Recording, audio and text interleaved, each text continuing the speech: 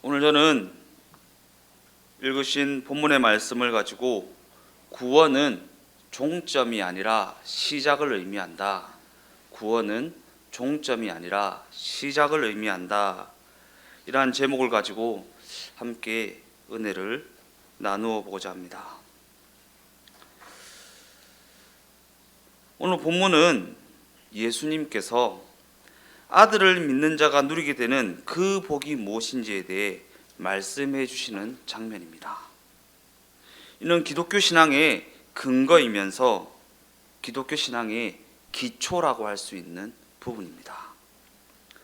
더 나아가 이는 대부분의 성도들이 너무나 잘 아는 내용이라고 생각하지만 이를 제대로 이해하기는 그리 만만하지가 않습니다. 예수 믿으면 구원받지 라는 부분을 우리는 예수 믿는 사람이면 다 아는 내용 아니야? 라고 쉽게 생각하지만 이 내용을 제대로 이해하기는 그리 만만하지가 않다라는 것입니다.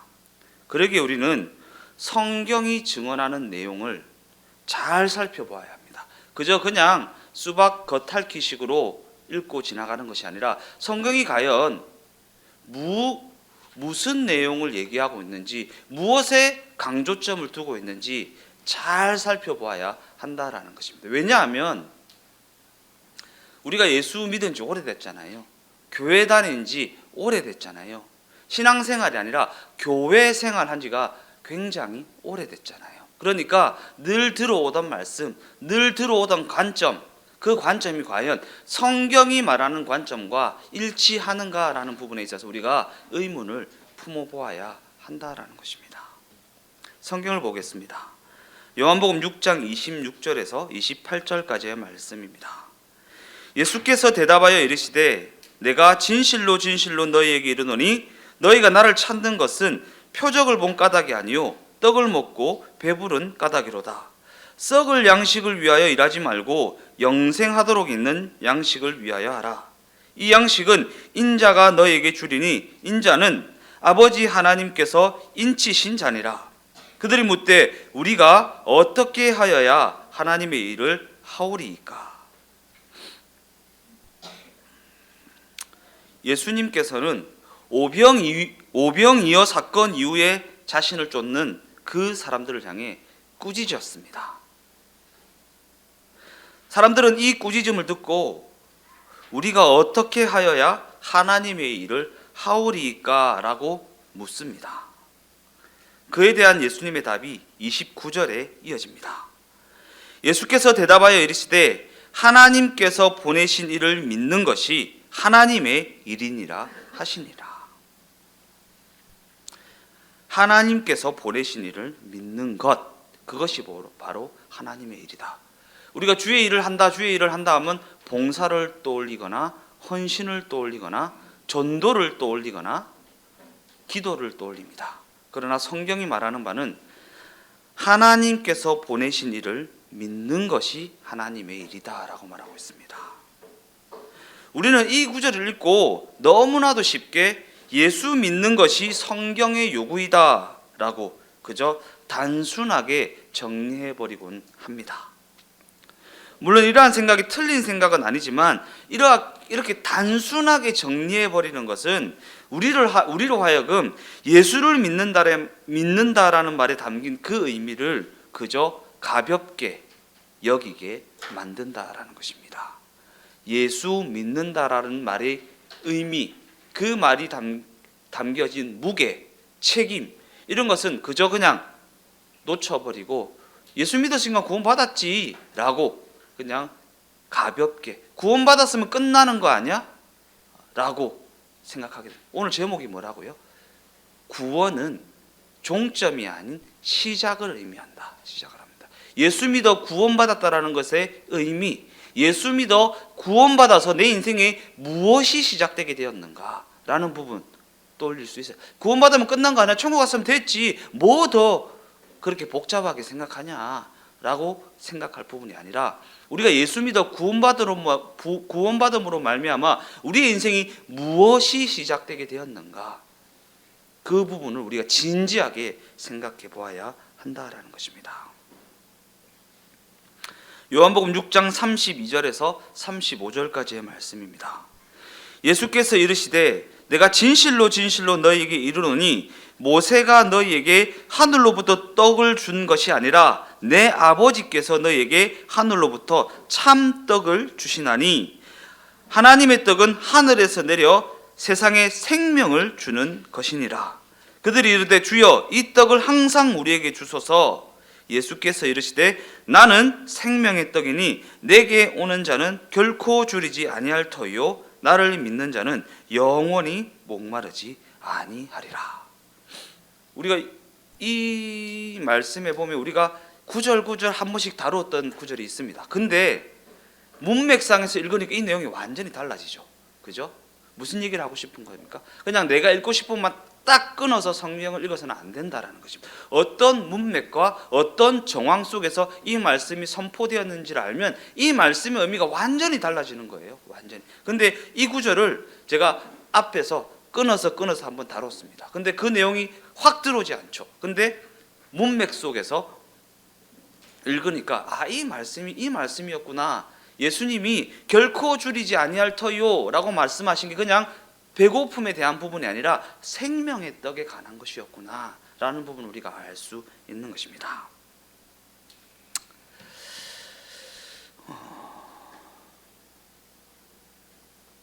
이 말씀이 오병이어 사건 이후에 선포된 말씀이잖아요. 오병이어의 기적. 과연 예수님은 오병이어의 기적을 내세워서 사람들에게 믿음을 촉구하고 있는 것인가? 기적 봤지? 내가 5,000명 먹이는 거 봤지? 나 믿어. 이렇게 말씀하고 계신 것인가? 많은 경우 우리는 예수 믿는다라는 말을 너무나도 쉽게 생각하고 또한 가볍게 생각합니다. 예수 믿으면 만사 형통이야.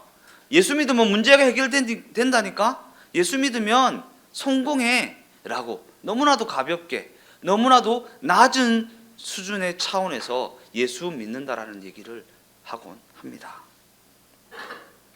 그러나 성경은요, 예수 믿는다라는 이 말을 의도적으로 굉장히 가려서 사용하고 그 초점이 흐려지지 않도록 또한 분명하게 전달될 수 있도록 무척이나 애를 쓰고 있다는 사실을 우리가 놓쳐서는 안 된다라는 것입니다. 우리는 가볍게 생각합니다. 그냥 내 현실적인 문제를 해결하기 위해 예수 앞에 나오도록. 근데 이 생각은요, 그들을 무리와 같이 예수님의 꾸짖음을 받는 인생이 되어버리게 만든다라는 사실이 있어요. 왜냐하면 성경은요, 예수 믿는다라는 이 말을 전달하면서 굉장히 신중하게 그리고 그 의미가 흐트러지지 아니하도록 굉장히 분명하게 전달하고 있다는 사실을 놓쳐서는 안 된다라는 것입니다.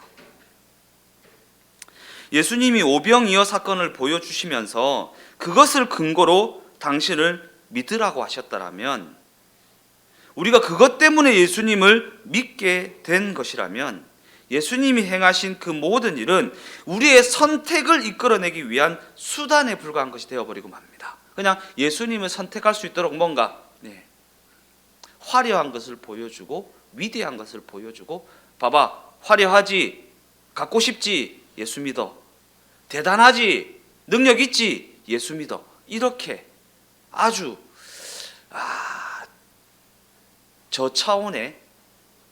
저차원적인 내용이 되어버리고 만다라는 것입니다. 그러나 이는 결단코 그렇지 않다라는 것입니다. 예수님이 베푸신 그 모든 기적은요, 우리의 선택을 촉구하기 위한 그러한 것이 아니기 때문입니다. 우리로 하여금 위대한 것을, 놀라운 것을 보여주면서 예수 믿어 라는 차원의 의미를 가진 것이 아니다라는 것입니다. 더 나아가서 예수님이 우리에게 베풀어 주신 이 구원이라는 것은 그런 식으로 이루어지지 않기 때문에, 뭐 대단한 걸 보여주면 세상에서 성공하게 하면 예수 믿을까요? 아니요. 성공만 딱 애들 김밥 싸주면, 그죠? 햄만 떡 빼먹죠. 우리가 그래요. 우리가 대단한 걸 보여주면 그것 때문에 예수 믿을 것 같습니까? 아니요. 성공만 떡 빼서 먹습니다. 그게 우리입니다. 하나님이 우리에게 베푸시는 구원이라는 것은 결코 그런 식으로 이루어지지 않는다라는 사실 우리가 놓쳐서는 안 된다라는 것입니다. 즉 예수님은 이 방법 저 방법 다 써보다가 이래도 저래도 안 되니까 최후의 수단으로 십자가를 지신 것이 아니다라는 것입니다. 야, 요 기적 봐봐. 예수 믿어. 이래도 안 믿어? 그럼 이 기적 봐봐. 그래도 안 믿어? 그럼 내가 죽을게. 이게 아니라는 거예요. 그리고 이 사실에 대한 이해가 있어야 오늘 본문이 무엇을 이야기하고 있는지를 제대로 이해할 수 있다라는 것입니다. 왜냐하면 성경은요, 예수님이 처음부터 이 세상에 죽으러 오셨다고 기록하고 있기 때문입니다. 예수님이 처음부터 죽으러 오셨다. 그죠? 애초에 우리를 위하여 죽으시려고 이 땅에 오신 분이 바로 예수 그리스도라는 것입니다. 예수 그리스도. 왜냐하면 성경은 하나님 아버지께서 아들 예수님을 십자가 죽음을 통해 우리의 죄값을 대속하기 위하여 이 땅에 보내셨다고. 우리를 그냥 예수 믿으면 구원받지 단순하게 정리하면 안 되는 이유가 바로 여기 있습니다. 단순하게. 예수님이 우리를 구원하긴 구원하시는데 어떻게 구원하시는가? 어떻게? 기적을 보여주면서 구원하시는가? 아니요. 죽으심으로 말미암아, 대속하심으로 말미암아, 십자가 대속. 핏값으로 우리를 사심으로 말미암아 우리를 구원하셨다. 그래서 우리의 구주가 되셨다. 구원하심으로 말미암아 주인이 되셨다. 예수님이 우리의 주인이 되셨다라는 결론에 이르게 하는 그 내용을 알고 믿어야 된다라는 것입니다. 더 나아가 우리는 예수님이 행하신 이런저런 기적을 보고 생명을 선택할 수 있는 그러한 존재가 아니다라는 사실을 잊어서는 안 됩니다. 예수님이 베푸신 기적을 보면 예수 믿겠지? 예수님이 그 인생에 성공을 주시면 예수 믿겠지? 예수님이 그 인생에 병고침을 주면 예수 믿겠지?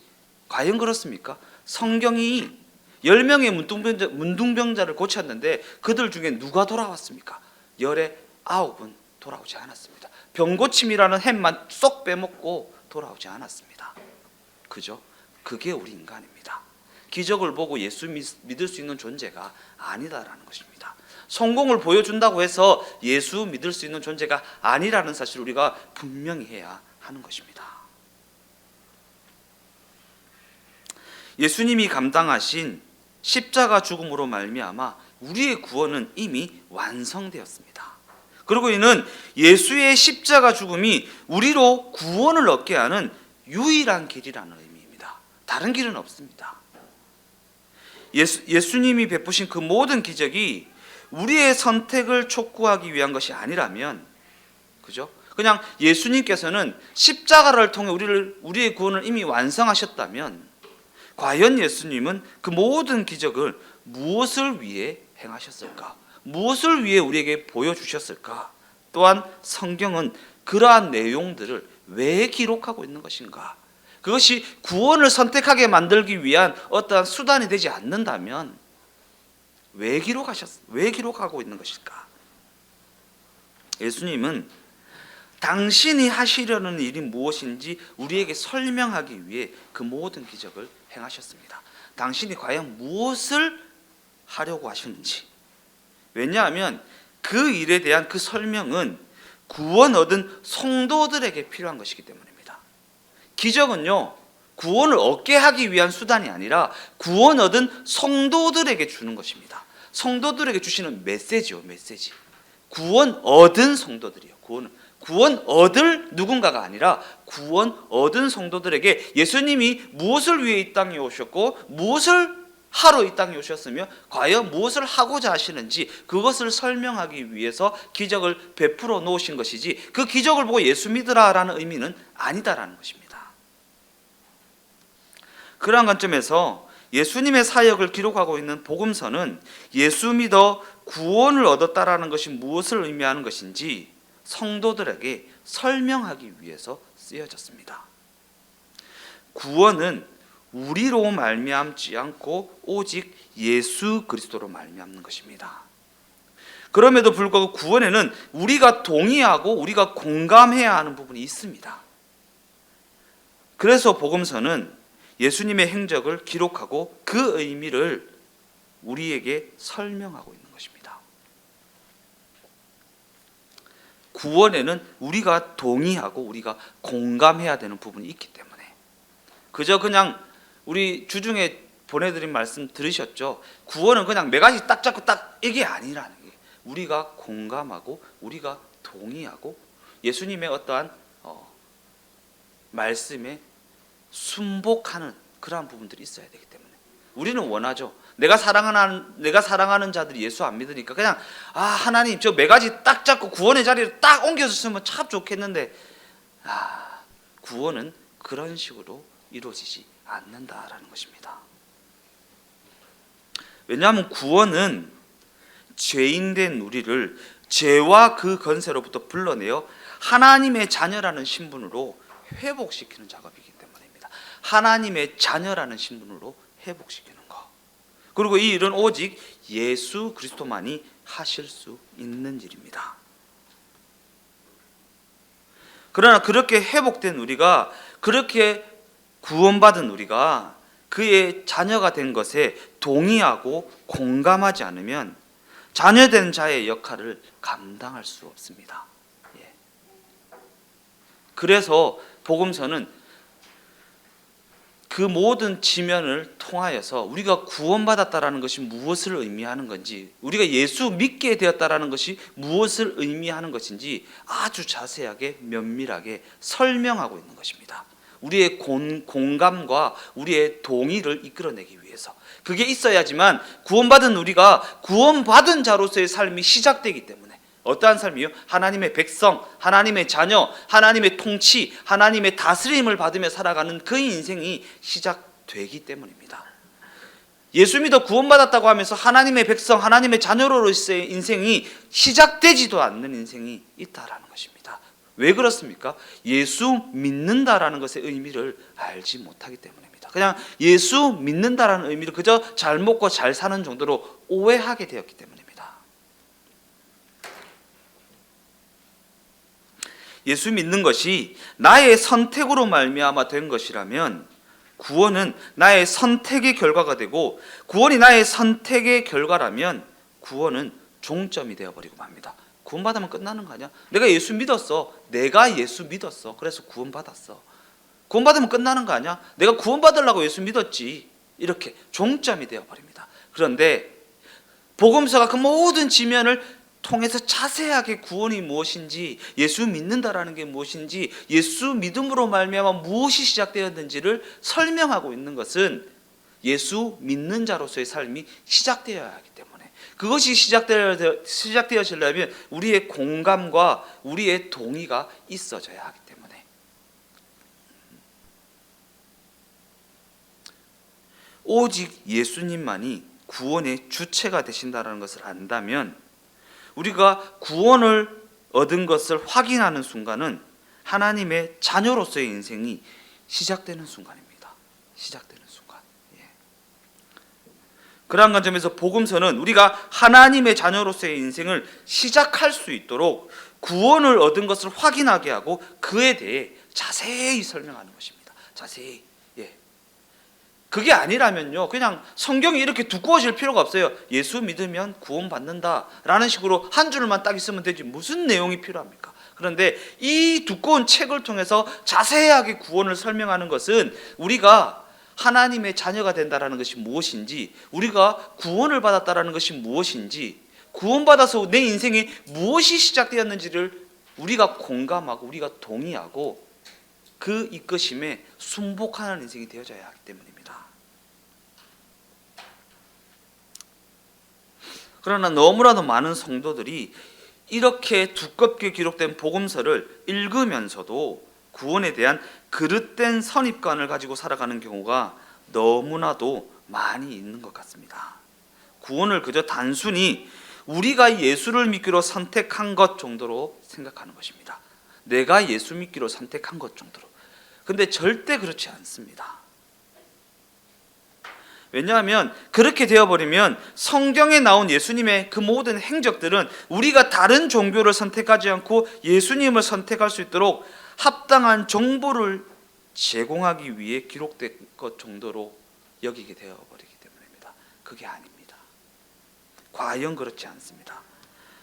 왜냐하면 구원이라는 것은 하나님이 우리에게 기적을 보여줌으로써 우리를 설득하는 작업이 아니라 하나님이신 예수님이 우리에게 친히 오셔서 우리를 불러내는 과정이기 때문입니다. 불러내는 과정.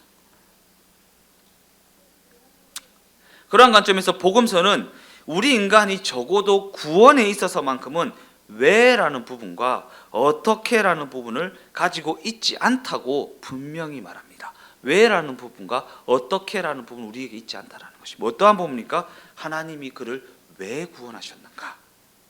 하나님이 그를 왜 구원하셨는가? 우리에게 있지 않아요. 우리에게 있지 않습니다. 그리고 그는 어떻게 해서 구원을 얻었는가? 어떻게 해서 구원을 얻었지? 그걸 알면 나도 구원받을 수 있는데, 이게 아니라 우리에게는 있지 않아요. 왜라는 부분과 어떻게라는 부분이 있지 않다. 그러니까 제가 얘기하죠. 아이고, 그 엄마가 저렇게 기도하더니 제 아들이 구원을 얻었다고. 이게 절대 아니다. 성경의 가르침과 완전히 달라진다라는 것입니다. 저렇게 봉사를 열심히 하더니 하나님 저를 구원하셨다. 이게 아니라는 거예요. 우리 인간에게는 왜라는 부분과 어떻게라는 부분이 없다라는 것이 성경의 증언입니다. 즉 복음서는 우리가 얻은 그 구원을 우리가 올바로 이해하도록 설명하기 위해 기록되었다라는 것입니다. 우리가 받은 구원이 어떻게 이루어진 것인지, 누구로 말미암은 것인지 바르게 이해하기 위해서 기록되었다. 그러한 관점을 가지고 우리가 지금까지 살펴본 요한복음에 기록된 사건들을 차근차근 한번 살펴보겠습니다. 차근차근. 그거 살펴보면 예수 믿는다라는 말이 무엇이며 성경이 그것을 얼마나 신중하고 진지하고 잘 설명하고 있는지 알게 됩니다. 요한복음이 구원을 어떻게 설명하고 있는지 1장에서 우리가 살펴보고 있는 6장까지 내용을 한번 훑어보면 1장에서는 예수 그리스도가 누구신지 그분의 신성을 들어 설명합니다. 2장에서는 가나 혼인잔치 이야기가 나오고 3장과 4장에서는 니고데모와 마리아 사마리아 여인의 이야기가 나옵니다. 5장에는 38년 된 병자가 베데스다 연못에서 고침을 받았던 사건이 나오고 6장에서는 오병이어 사건이 나옵니다. 이 모든 이야기를 통해서 과연 요한복음은 무엇을 보여주려고 한 것일까? 무엇을 설명하고 있는 것일까? 먼저 2장에 나온 가나 혼인잔치에서 일어난 기적을 한번 살펴보면 혼인잔치는 가장 기쁨의 자리입니다. 엄청난 기쁨의 자리가 혼인의 자리입니다. 그런데 혼인잔치 도중에 술이 떨어졌습니다. 이는 가장 기뻐해야 할 자리에서조차 기뻐할 수 없는 우리 인간의 처지를 말해주고 있다라는 것입니다. 그죠? 가장 기뻐해야 할 자리에서 기뻐할 수조차 없는 우리의 인간의 처지요. 그리고 그 문제는 예수님이 오셔서 친히 해결해 주십니다. 가장 기뻐해야 할 자리에서 기뻐할 수도 없는 우리 인간의 처지. 남들이 보면 가장 기뻐할 수 있는 처지에 있으면서도 기뻐하지 못하는 인간의 처지. 근데 그 기뻐할 수 없는 인간의 처지를 누가 해결해 주시냐면요, 예수님이 해결해 주십니다. 그가 그 실력으로 그가 가진 것으로 해결한 것이 아니라 예수님이 해결해 주십니다. 이를 통해 성경은 우리가 당면한 문제에 대한 해결책은 우리의 실력에 어떠하면서 나오는 것이 아니다. 우리가 가진 것이 어떠하다라는 것에서 그 해결책을 찾을 수 있는 것이 아니다라는 얘기를 하고 있는 것입니다. 우리가 당면한 문제는요, 세상이 줄 수 있는 것도 아니고요, 내 실력으로 해결할 수 있는 것도 아니다라는 것입니다. 내가 내놓은 것으로 예수님이 어떻게 하시는 것도 아니고, 예수님이 친히 오셔서 물을 변화시켜 포도주를 만드심으로 말미암아 그 기쁨을 회복해 주셨다라는 얘기를 하고 있는 것입니다. 이와 마찬가지로 구원은 우리로 말미암지 않고 하나님이 선사하시는 것이라는 사실을 확인시켜 주려고 이 사건을 허락하셨다라는 것이죠. 하나님이 선물해 주시는 거예요. 예. 3장에 기록된 니고데모가 예수님을 찾아왔던 사건도 한번 살펴볼까요? 니고데모가 가진 지위나 실력이나 그 어떤 잘난 것도 그가 하늘나라 시민이 되는 데에는 아무런 도움이 되지 않습니다. 그렇죠? 예. 지난주에도 얘기하고 이번 주에도 얘기하겠습니다. 결단코 로또가 하나님의 섭리를 이기지 못한다. 예. 내가 가진 것이 하나님의 섭리를 이기지 못한다.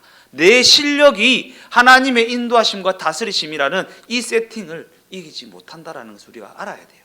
예. 계란으로 바위치기죠. 그죠? 계란으로 바위치기죠. 네. 왜냐하면 하나님이 그렇게 섭리해 놓으셨다라는 거예요.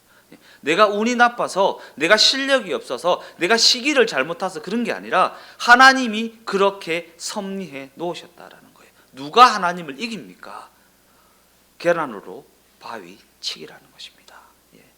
그 해결책은 하나님이 세팅해 놓으셨으니까 하나님이 해결하셔야만 하는 것입니다. 그런 관점에서 니고데모가 가지고 있었던 지위나 실력이나 그 어떤 잘난 것도 그가 하늘나라 시민이 되는 데에는 아무런 도움이 되지 못했다라는 것입니다. 왜요? 그가 하늘나라 시민이 되는 것은 하나님에게만 있는 것이기 때문입니다. 그래서 요한복음 3장 5절에 이렇게 기록합니다. 예수께서 대답하시되 진실로 진실로 내게 이르노니 사람이 물과 성령으로 나지 아니하면 하나님의 나라에 들어갈 수 없느니라. 이는 예수님이 니고데모에게 하신 말씀인데, 예수님께서는 우리가 얻어야 할 하늘나라 시민권, 우리가 들어가야 할 그 나라는 우리가 가진 것으로는 결단코 얻을 수 없다고 너무나도 분명하게 말씀하고 계시다라는 것입니다. 예. 세상이 줄 수 없는 기쁨, 세상이 줄 수 없는 기쁨, 세상이 줄 수 없는 평안, 세상이 줄 수 없는 평안. 예. 기뻐해야 할 자리에서 기뻐하지도 못하는 우리의 인생 가운데 뭐 때문에 기뻐하지 못합니까? 현실적인 문제 때문에 그러지 않습니까? 예. 그 자리에 세상이 줄 수 없는 참 평안, 세상이 줄 수 없는 참 기쁨을 주시는 분은 예수님이시다라는 것입니다. 예수 믿어 참 평안을 누리게 된 자는 세상이 어쩌지 못합니다. 그죠? 예수 믿어 누리게 된 복이 무엇인지를 진정으로 알게 된 사람은 그 평안을, 그 기쁨을 그 무엇으로도 빼앗을 수 없다라는 사실입니다. 어쩌면 우리는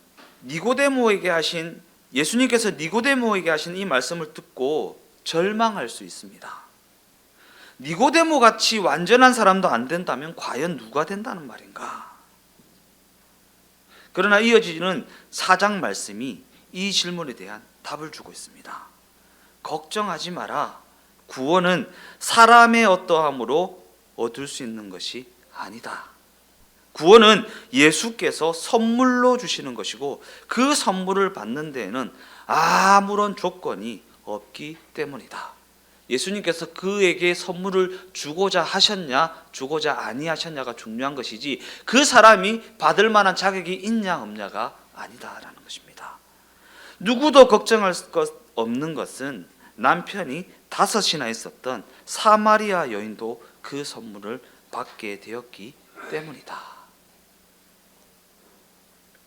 그리고 이것이 바로 요한복음 4장 말씀이 말씀하시고자 하는 핵심이라는 것입니다. 더 나아가 5장에는 구원이 우리로부터가 아닌 하나님으로부터 말미암는다는 사실을 말해주는 또 하나의 사건이 기록되어 있습니다. 어떤 사건입니까?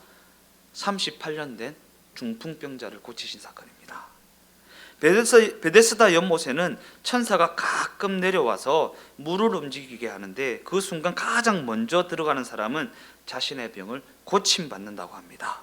그런데 38년 된 중풍병자는 불편한 몸 때문에 물이 움직여도 연못에 들어가지 못합니다. 과연 그는 무슨 재주로 그 병을 고침받을 수 있는 것인가?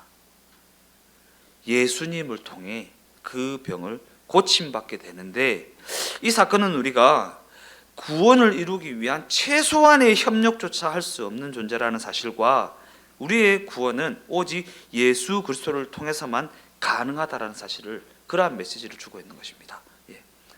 천사가 내려오잖아. 천사가 물을 움직일 때 들어가기만 하면 돼. 들어가기만 하면 돼. 근데 들어가기만 하는 것조차 할 수 없는 존재가 우리 인간이라는 사실을 나타내고 있습니다. 물이 움직이면 들어가기만 하면 병을 고침받는데, 그렇게 들어가는 것조차 할 수 없는 존재가 바로 우리 인간이다. 그리고 결국에는 그가 그 물에 들어가서 고침을 받는 것이 아니라 예수님이 오셔서 고쳐주셨다라는 내용을 하고, 그러한 메시지를 주고 있는 것입니다. 이처럼 요한복음은 1장으로부터 6장에 이르기까지 구원은 우리가 선택한 것이 아니라 오직 예수께서 오셔서 이루어 주신 것이라는 사실을 나타내고 있다라는 사실입니다. 그러나 이 모든 말씀은 예수님만을 선택하고 예수님만을 붙잡고 예수님만을 영접하라는 그러한 권면을 하고 있는 것이 아니라는 것을 우리가 명심해야 합니다. 왜냐하면 우리는 스스로 선택하거나 스스로 붙잡거나 스스로 영접할 수 있는 존재가 못 되기 때문입니다. 38년 된 중풍병자가 바로 나라는 얘기를 하고 있는 것입니다. 내가 38년 된 중풍병자입니다. 물에 들어가기만 하면 되는데 그 들어가는 것조차 할 수 없는 존재, 스스로 선택하거나 스스로 붙잡거나 스스로 영접할 수 없는 존재, 38년 된 중풍병자와 같은 존재, 그 존재가 바로 나라는 것을 성경은 보여주고 있다는 것입니다. 그에게 누가 오셨습니까? 내가 간 것이 아니라 예수께서 오셔서 구원해 주셨다는 것입니다. 그러기에 구원은 우리의 손에 달려 있는 것이 아니라 오직 예수 그리스도의 손에 달려 있다라는 얘기를 하고 있는 것입니다. 그리고 이것이 바로 이제까지 우리가 살펴본 요한복음 말씀의 핵심 내용이라는 것입니다. 스스로의 선택에 의해 주님 앞에 나올 수 있는 사람은 결단코 누구도 없습니다. 아무도 없습니다. 우리는 오직 예수님이 오셔서 붙잡아 끌어주셔야만 예수님 앞에 나올 수 있는 존재이기 때문입니다. 예수님이 오셔서 붙잡아 끌어야 된다. 그런 관점에서 교회는 돈이나 건강이나 성공을 보장하면서 사람을 이끄는 곳이 아닙니다. 명심하셔야 돼요. 교회는 돈이나 건강이나 성공을 보장하면서 사람들을 예수 앞에 이끄는 곳이 아니다라는 것입니다. 왜냐하면 교회에서는 오직 길이요 진리요 생명 되신 예수님, 그 예수님이 선포되는 곳이기 때문입니다. 예수님이 선포되는 곳. 그러기에 우리는 길이요 진리요 생명 되신 예수님과 그분이 우리에게 주시는 생명 이외의 것을 얻으려고 교회에 나올 일은 없습니다. 교회에는 예수님이, 오직 예수님이 선포되는 곳이기 때문에 길이요 진리요 생명 되신 예수님 이외의 것을 얻으려고 교회에 나올 이유는 없다라는 것입니다. 그런데 이 시대 교회가 자꾸 사람들의 니즈를 이용해 먹습니다. 너 그거 필요해? 교회 나와봐. 교회 나와봐. 너 그거 갖고 싶어? 교회 나와봐. 교회 나와봐. 그러니까 애들한테 이렇게 가르치면 안 돼요. 너 그거 갖고 싶어? 예배 잘 드려. 이렇게 가르치면 안 됩니다. 이렇게 가르치면 안 됩니다. 왜? 복음을 오해하게 되기 때문에. 오해하기 때문에. 성경 10장 읽으면 이거 사줄게. 이런 거 절대 하시면 안 됩니다. 안 됩니다. 우리도 모르는 사이에 그 신앙이 썩어버립니다. 성경 10장 읽으면 하나님이 내 소원 들어주실 거야. 이렇게요. 성경이 가르치는 바가 그게 아니잖아요. 그게 아니잖아요. 그렇다면 우리가 교회에 나오게 된 것은 길이요 진리요 생명 되신 예수님을 우리가 알아보았기 때문인가? 결단코 그렇지 않습니다. 우리가 교회에 나올 수 있었던 것은 오직 하나님의 강권적인 인도함 때문이지 스스로가 예수님을 알아보았기 때문은 아니기 때문입니다. 우리가 예수 믿는 문제에 있어서 이 사실만큼은 분명히 하고 가야 합니다. 분명히 하요. 왜냐하면 우리가 구원을 어떻게 이해하느냐에 따라 누군가의 구원을 위해 기도할 때 전혀 상반된 기도를 하게 되기 때문입니다. 구원을 어떻게 이해하고 있느냐에 따라서 어떻게 기도합니까? 주여, 이 친구가 예수님을 좀 선택하게 해 주시옵소서. 또는 주여, 이 친구에게 은혜를 베풀어 주시옵소서 라고 기도하든가. 전혀 다른. 이처럼 우리가 구원을 어떻게 이해하느냐에 따라 전혀 다른 기도를 하게 된다는 사실을 우리가 명심해야 한다는 것입니다. 내가 예수를 선택한 것이라고 생각한다면 우리는 계속해서 상대방에게 너는 왜 안 믿냐? 이 예수를 왜 안 믿냐? 나는 믿는데. 나는 예수가 믿어지는데 너는 왜 안 믿냐? 라고 다그치게 될 것이기 때문입니다. 내가 믿은 것이라고 생각하는 것입니다. 아니요. 절대 그렇지 않습니다. 그 어떤 사람도 스스로 예수님을 믿을 수는 없습니다. 오직 주님이 은혜를 베푸신 사람만이 예수님을 믿게 될 뿐입니다. 구원은 오직 그렇게 시작됩니다. 그 사람에게로부터 시작되는 것이 아니라 오직 예수님에게로부터 시작된다라는 것입니다. 그런데도 사람들은 자기가 예수를 믿는다고 고백한 그 순간에 생기는 어떠한 인식이나 어떠한 경험, 어떠한 느낌, 어떠한 마음의 어떠한 평안, 이런 것이 구원의 시작이라고 여깁니다. 이제부터 예수 믿겠습니다라고 고백한 그 순간 구원이 시작된다고 생각하는 것입니다. 그래서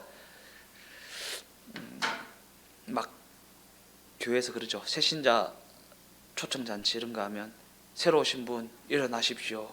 제 기도를 따라하십시오. 예수님의 이름으로 기도합니다. 아멘. 당신은 구원받았습니다. 이렇게 말도 안 되는 얘기를 하는 것입니다. 예수님을 어떻게 알게 되었는지 전혀 알지 못한 채 그저 자신이 예수님을 선택했기 때문에 예수님을 믿게 되었다고 생각하는 것입니다. 그가 예수님을 선택했기 때문에 그에게 구원이 이르게 되었다고 생각하게 되어버리고 만다라는 것입니다. 그러나 결단코 그렇지 않습니다. 왜냐하면 우리는 그저 예수님이 알게 하셔서 예수님을 믿게 되었기 때문입니다. 예수님이 알게 하셔서, 예수님이 믿어지게 하셔서. 그런 관점에서 구원의 결과가 전도의 방법이나 설득하는 실력에 따라 달라지는 것이 아니라는 사실을 잘 보여주는 대표적인 사례가 성경에 기록되어 있습니다. 우리는 전도 방법이 탁월하면 구원받는 자가 많아질 텐데, 설득하는 실력이 좋으면 구원받는 자가 많아질 텐데라고 생각하지만 결단코 그렇지 않습니다. 그리고 그러한 대표적인 사례가 성경에 기록되어 있습니다. 어떠한 사례입니까? 거지 나사로와 부자의 이야기입니다. 거지 나사로와 어떤 부자가 한 동네에서 살다가 죽음을 맞이하게 되었습니다. 부자가 지옥에 가서 고통 중에 눈을 들어 보니까 거지 나사로가 아브라함의 품에 안겨 있는 것을 보고 부자가 아브라함에게 이렇게 묻습니다. 나사로를 세상에 보내셔서 내 형제와 친척들은 이곳에 오지 않게 해 주십시오. 그러자 아브라함은 그에게는 모세도 있고 선지자도 있지 않느냐 라고 말합니다. 그래서 부자는 다시 그에게 아닙니다. 제 형제들이 그들의 말을 듣지 아니할지도 모릅니다. 그러나 그들은 죽은 자가 다시 살아나서 이 이야기를 전하면 듣지 않겠습니까? 라고 말합니다. 그때 아브라함이 그 부자에게 뭐라고 말합니까? 모세와 선지자의 말을 듣지 않는다면 죽은 자가 살아나서 이야기한다 해도 듣지 아니할 것이다.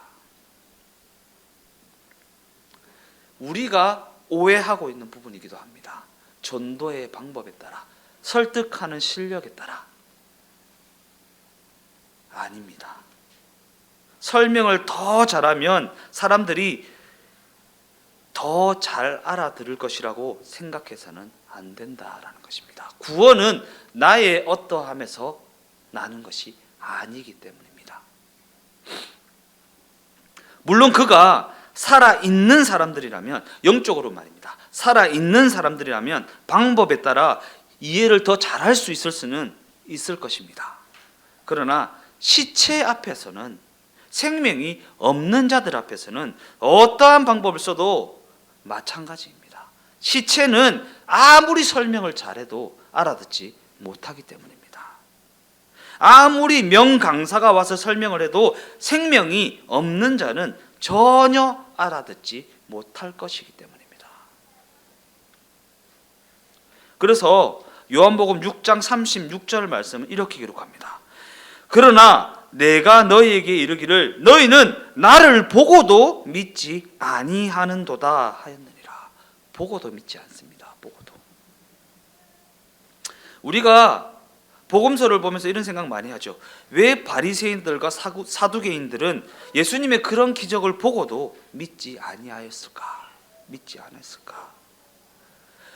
우리가 복음서를 보면서 가장 의문을 가지는 부분 아닙니까? 예수님이 죽은 자를 살리셨고 오병이어로 5천 명을 먹이셨고 앉은 병을 일으키셨고 눈먼 자를 보게 하셨는데 왜 저들은 예수님을 믿지 아니하였을까? 그러나 우리가 이렇게 생각하고 있다면 우리는 복음서의 내용을 오해하고 있다는 증거입니다. 왜냐하면 복음서는 기적의 사건을 구원을 목적으로 기록하고 있는 것이 아니기 때문입니다. 구원을 목적으로 기적을 기록한 것이 아니기 때문입니다. 더 나아가 성경은 아무리 기적적인 사건이 벌어진다고 해도 우리는 맹인이고 시체이기 때문에 구원을 알 수도 없고 구원을 구할 수도 없다라고 말하고 있기 때문입니다. 그죠? 시체는 구원을 구할 수 없습니다. 살아있으니까 살려주세요 하는 거지 시체는 살려주세요라고 외치지도 못합니다. 시체, 생명이 없는 자, 생명이 없는 자. 그래서 성경은 구원에 대해 이야기할 때 언제나 이렇게 시작합니다. 한 영혼을 회복시키시고 한 영혼을 소생시키는 일, 곧 그 영혼으로 새로운 생명을 얻게 하는 일은 오직 예수님의 손에 달려있다. 즉 구원은 오직 그분만이 이룰 수 있는 것이고 그분의 죽음으로만 이루어지는 일이다라는 사실입니다. 결론적으로 말씀을 마무리하겠습니다. 하나님은 우리가 예수님의 십자가 죽음을 통해 생명을 얻는 것만을 목적하지 않으십니다. 생명을 얻는 것만을 목적하지 않으십니다. 이게 오늘 제목의 의미입니다. 구원은 종점이 아니라 시작을 의미한다. 시작을 의미한다. 왜냐하면 하나님은 구원을 얻은 당신의 백성들이 예수님이 누구신지 분명히 알고 그분이 누구 때문에 그 자리에까지 이르게 되셨으며 무엇을 위하여 그 일을 감당하셨는지 알아 하나님의 자녀로서의 삶을 자발적으로 살아내기를 원하시기 때문입니다. 하나님의 자녀로서의 삶을 자발적으로. 그래서 우리의 동의가 필요하고 우리의 공감이 필요한 것입니다. 하나님의 백성으로서의 삶을 자발적으로 살아내게 하시기 위해서 자발적으로. 그래서 그 엄청난 지면을 통해 자세하게 설명하시는 것입니다. 그러기에 우리가 예수님을 믿는 것이 어떠한 과시를 하기 위함이 아니라는 사실을 명심해야 하는 것입니다. 왜냐하면 우리는 아직 죄인 되었을 때에 십자가 죽음을 담당하신 예수님의 은혜의 결과로 이 자리에 서게 된 자들에 불과하기 때문입니다. 내가 믿은 것이 아닙니다. 내가 믿은 것이 아닙니다. 만일 우리가 구원을 내가 선택한 결과라고 여긴다면 저들은 안 믿는데 나는 믿는다라는 말로 자신이 예수를 믿게 된 것을 과시하게 될 것입니다. 과시하게 될 것입니다. 그렇지 않습니다.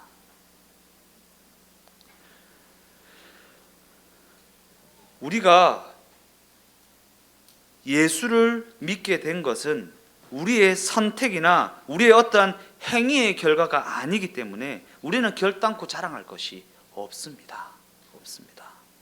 더 나아가 우리가 구원이 은혜의 결과라는 사실을 알게 되면 비로소 우리는 삶의 이유와 삶의 목표와 삶의 원리를 예수님께 묻게 됩니다. 묻게 됩니다. 내가 믿은 거면요, 내가 얻은 거잖아요. 그러니까 물을 필요가 없어요. 근데 나에게 원인이 있지 않은데 예수님 나를 구원하셨어. 왜? 왜 구원하셨지? 왜 구원하셨지? 뭐 하려고 구원하셨지? 삶의 이유와 삶의 방향과 삶의 원리를 예수님께 묻게 됩니다. 예수님, 뭐 하려고 나를 구원하셨습니까? 뭐 하려고 나를 구원하셨습니까? 어떤 일을 위하여 무엇을 뜻하셔서 나를 구원하셨습니까? 구원 받을 자격도 없는 나를 왜 꺼내셨습니까? 라고 묻게 되는 것입니다. 그리고 우리가 구원이 은혜의 결과라는 사실을 알게 되면 구원은 그것으로 끝이 아니라 그의 백성으로서 살은 삶의 시작점이 되기 때문입니다. 시작점. 그러기 우리의 복은 다른 그 무엇이 아니라 예수님께서 우리를 선택하심으로 말미암아 우리가 그의 백성이 되었다라는 것이고, 이는 우리의 영원한 운명이 보잘것없는 우리의 실력에 달려 있는 것이 아니라는 의미입니다. 아니라는 의미입니다. 그러기에 적어도 하나님의 백성이 된 우리는요, 내가 실력이 없어서 이 자리에 거하고 있는 것이에요. 왜 이렇게 내 삶이 어렵지? 내가 실력이 없어서인가? 내가 잘못 선택해서인가? 내가 미련해서인가가 아닙니다. 하나님이 그렇게 이끌고 계시다라는 것을 믿어야 합니다. 하나님이 그렇게 이끌고 계시다. 하나님의 섭리 가운데 있는 것이다. 하나님의 다스림이고 하나님의 통치하심이다 라는 것을, 이것을 인정하게 된 사람이 하나님의 백성입니다. 이것을 인정함으로 말미암아 하나님의 백성으로서의 삶을 살아가는 우리 모두의 삶이 되어지시기를 예수님의 이름으로 축원드립니다.